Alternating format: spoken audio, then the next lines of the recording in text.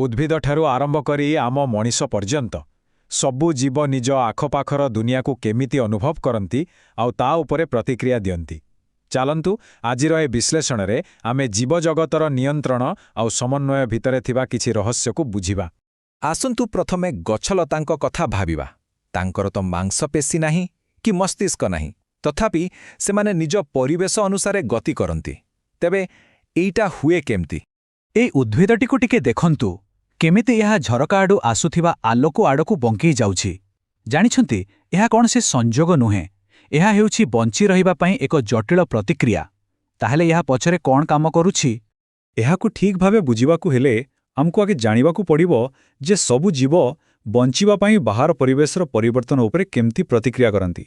ଏଇଟା ହେଉଛି ଜୀବନର ଏକ ମୂଳ ନିୟମ। ଏହି ପୂରା ପ୍ରକ୍ରିୟାରେ ମୁଖ୍ୟତଃ ଦୁଇଟି ଜିନିଷ ଥାଏ। ପ୍ରଥମଟି ହେଲା ଉଦ୍ଦୀପନା ବା ଷ୍ଟିମୁଲସ୍, ଯେମିତିକି ସୂର୍ଯ୍ୟକିରଣ, ଆଉ ଦ୍ୱିତୀୟଟି ହେଲା ଅନୁକ୍ରିୟା ବା ରେସ୍ପନ୍ସ, ମାନେ ସେହି ଆଲୋକ ଆଡ଼କୁ ଗଛର ବଢ଼ିବା। ସାରା ଜୀବଜଗତ ଏହି ସରଳ ନିୟମରେ ହିଁ ଚାଲେ। ଆଚ୍ଛା, ତାହେଲେ ଗଛମାନେ ଏହି ପ୍ରତିକ୍ରିୟା କେମିତି ଦିଅନ୍ତି? ତାଙ୍କ ପାଖରେ ତ ସ୍ନାୟୁ ବା ନର୍ଭସ୍ ନାହିଁ। ସେଥିପାଇଁ ସେମାନେ ବ୍ୟବହାର କରନ୍ତି ରାସାୟନିକ ଦୂତ ବା ହର୍ମୋନ୍। ଗଛମାନଙ୍କର ଏହି ହର୍ମୋନ୍କୁ ଫାଇଟୋହର୍ମୋନ୍ କୁହାଯାଏ। ଏଗୁଡ଼ିକ ଏତେ କମ୍ ପରିମାଣରେ ତିଆରି ହୁଏ, କିନ୍ତୁ ପୂରା ଗଛର ବଢ଼ିବାଠାରୁ ଆରମ୍ଭ କରି ସବୁ କାମକୁ ନିୟନ୍ତ୍ରଣ କରେ। ଏହା ହିଁ ହେଉଛି ଉଦ୍ଭିଦର ନିଜସ୍ୱ କଣ୍ଟ୍ରୋଲ ସିଷ୍ଟମ। ଗଛର ଗୋଟିଏ ମୁଖ୍ୟ ଗତି ହେଉଛି ଆଲୋକାନୁବର୍ତ୍ତନ, ମାନେ ଆଲୋକ ଦ୍ୱାରା ପ୍ରଭାବିତ ହୋଇ ଗତି କରିବା। ଗଛର କାଣ୍ଡ ସବୁବେଳେ ଆଲୋକ ଆଡ଼କୁ ବଢ଼େ। ଏହା ହେଲା ପଜିଟିଭ୍ ରେସ୍ପନ୍ସ। କିନ୍ତୁ ମଜାର କଥା ହେଉଛି, ତାର ଚେର ଆଲୋକଠାରୁ ଦୂରକୁ ଯାଏ, ଯାହା ଏକ ନେଗେଟିଭ୍ ରେସ୍ପନ୍ସ। ତେବେ ଏହା କାମ କରେ କେମିତି? ଦେଖନ୍ତୁ, ଯେତେବେଳେ ଆଲୋକ ଗୋଟିଏ ପଟୁ ଆସେ, ଅକ୍ସିନ୍ ନାମକ ଏକ ହର୍ମୋନ୍ ଅନ୍ଧାର ବା ଛାଇପଟକୁ ଚାଲିଯାଏ। ଏବେ ଛାଇପଟେ ଅକ୍ସିନ୍ର ମାତ୍ରା ବଢ଼ିଯିବାରୁ ସେପଟର କୋଷଗୁଡ଼ିକ ବହୁତ ଜୋରରେ ବଢ଼ନ୍ତି। ଏହି ଅନଇଭେନ୍ ଗ୍ରୋଥ୍ ପାଇଁ ହିଁ କାଣ୍ଡଟି ଆଲୋକ ଆଡ଼କୁ ବଙ୍କେଇଯାଏ। ସତରେ ପ୍ରକୃତିର ଏକ ଚମତ୍କାର ଇଞ୍ଜିନିୟରିଂ। ଠିକ୍ ସେମିତି ମାଧ୍ୟାକର୍ଷଣ ପ୍ରତି ଗଛର ପ୍ରତିକ୍ରିୟାକୁ କୁହାଯାଏ ଜାନୁବର୍ତ୍ତନ। ଚେର ସବୁବେଳେ ମାଧ୍ୟାକର୍ଷଣ ଦିଗରେ, ମାନେ ତଳକୁ ବଢ଼େ, କିନ୍ତୁ କାଣ୍ଡ ଠିକ୍ ତାର ଓଲଟା, ମାନେ ଉପରକୁ ହିଁ ବଢ଼ିଥାଏ। ଏହି ଚିତ୍ରଟିକୁ ଦେଖିଲେ ପୁରା ସ୍ପଷ୍ଟ ହୋଇଯିବ। ଯଦି ଗୋଟିଏ ଗଛକୁ କୁଣ୍ଡକୁ ଏମିତି କଡ଼ କରି ରଖାଯାଏ, ତଥାପି କିଛିଦିନ ପରେ ଦେଖିବେ କାଣ୍ଡଟି ଉପରକୁ ଆଉ ଚେରଟି ତଳକୁ ବଢ଼ିବା ଆରମ୍ଭ କରିଦେଇଛି। ସରଳ ଭାଷାରେ କହିଲେ, ଗଛର ହର୍ମୋନ୍ଗୁଡ଼ିକୁ ଦୁଇଟି ଟିମ୍ରେ ଭାଗ କରିହେବ। ଗୋଟିଏ ଟିମ୍ ହେଲା ଗ୍ରୋଥ୍ ପ୍ରମୋଟର, ଯେ ଗଛର ବୃଦ୍ଧିକୁ ତ୍ୱରାନ୍ୱିତ କରେ, ଯେମିତିକି ଅକ୍ସିନ୍, ଆଉ ଅନ୍ୟ ଟିମ୍ ହେଲା ଗ୍ରୋଥ୍ ଇନହିବିଟର, ଯେ ବୃଦ୍ଧିକୁ ଧୀର କରେ ଆଉ ପତ୍ର ଝଡ଼ିବା ବା ଫଳ ପାଚିବା ଭଳି କାମ କରେ। ଏହି ଦୁଇ ଟିମ୍ର ସନ୍ତୁଳନ ହିଁ ଗଛର ପୂରା ଜୀବନଚକ୍ରକୁ ଚଲାଏ। ହଁ, ଗଛମାନେ ତ ଧୀର ରାସାୟନିକ ସଂକେତରେ କାମ କରନ୍ତି, କିନ୍ତୁ ଆମ ଭଳି ଜଟିଳ ଜୀବଙ୍କ ପାଇଁ ଏତିକି ଯଥେଷ୍ଟ ନୁହେଁ। ତେବେ ଆସନ୍ତୁ ଏବେ ଆମ ଶରୀର ଭିତରେ ଥିବା ସୁପରଫାଷ୍ଟ କଣ୍ଟ୍ରୋଲ ସିଷ୍ଟମ, ମାନେ ଆମ ସ୍ନାୟୁତନ୍ତ୍ର ବିଷୟରେ ଜାଣିବା। ଆମ ସ୍ନାୟୁତନ୍ତ୍ରକୁ ଏକ ଅତ୍ୟାଧୁନିକ ନେଟୱାର୍କ ବୋଲି ଭାବିପାରିବେ। ଏହା ବିଦ୍ୟୁତ୍ ରାସାୟନିକ ସଂକେତ ମାଧ୍ୟମରେ ଆଖିପିଛୁଳାକେ ଶରୀରର ଗୋଟିଏ ଜାଗାରୁ ଅନ୍ୟ ଜାଗାକୁ ସୂଚନା ପଠାଇପାରେ। ଆଉ ଏହି ପୂରା ନେଟୱାର୍କର ମୂଳ ଏକକ ହେଉଛି ନ୍ୟୁରନ୍ ବା ସ୍ନାୟୁକୋଷ। ଏହାର ଡେଣ୍ଡ୍ରାଇଟ୍ ସଂକେତ ଗ୍ରହଣ କରେ ଆଉ ଲମ୍ବା ଆକ୍ସନ୍ ଦେଇ ଏହାକୁ ପରବର୍ତ୍ତୀ କୋଷ ପାଖକୁ ପଠାଏ। କିନ୍ତୁ ଗୋଟେ ନ୍ୟୁରନ୍ରୁ ଆର୍ ଗୋଟେ ନ୍ୟୁରନ୍କୁ ସୂଚନା ଯାଏ କେମିତି? ମଜାର କଥା ହେଲା, ସେମାନେ ପରସ୍ପର ସହ ସିଧାସଳଖ ଯୋଡ଼ି ହୋଇ ନଥାନ୍ତି। ସେମାନଙ୍କ ମଝିରେ ଏକ ବହୁତ ଛୋଟ ଫାଙ୍କ ଥାଏ, ଯାହାକୁ କୁହାଯାଏ ସିନାପ୍ସ। ଆଉ ଏଇଠି ହିଁ ଅସଲ ଯାଦୁ ଦେଖିବାକୁ ମିଳେ।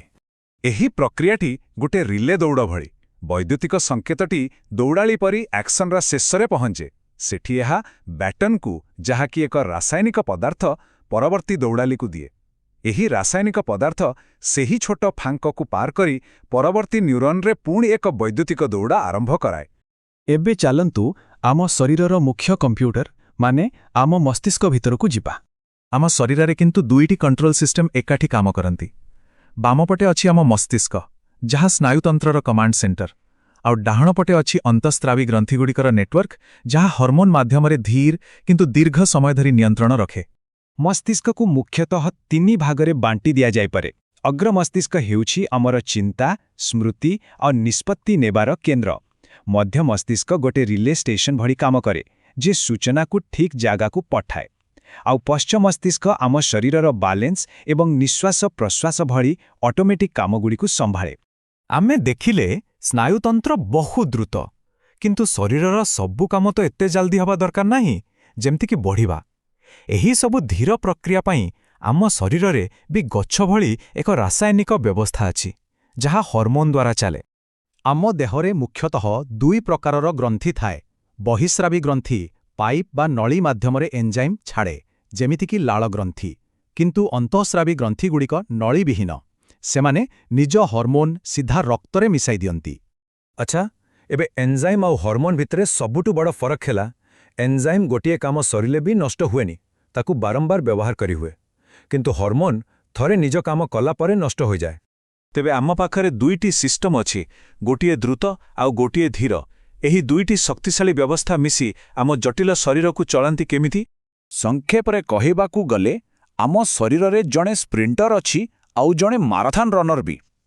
ସ୍ନାୟୁତନ୍ତ୍ର ହେଉଛି ସେହି ସ୍ପ୍ରିଣ୍ଟର, ବହୁତ ଦ୍ରୁତ, ତୁରନ୍ତ ପ୍ରତିକ୍ରିୟା ପାଇଁ, ଆଉ ଅନ୍ତଃସ୍ରାବୀ ତନ୍ତ୍ର ହେଉଛି ମାରାଥନ୍ ରନର, ଧୀର, ସ୍ଥିର କିନ୍ତୁ ଲମ୍ବା ସମୟ ଧରି କାମ କରେ, ଯେମିତିକି ଆମର ବୃଦ୍ଧି ଓ ବିକାଶ।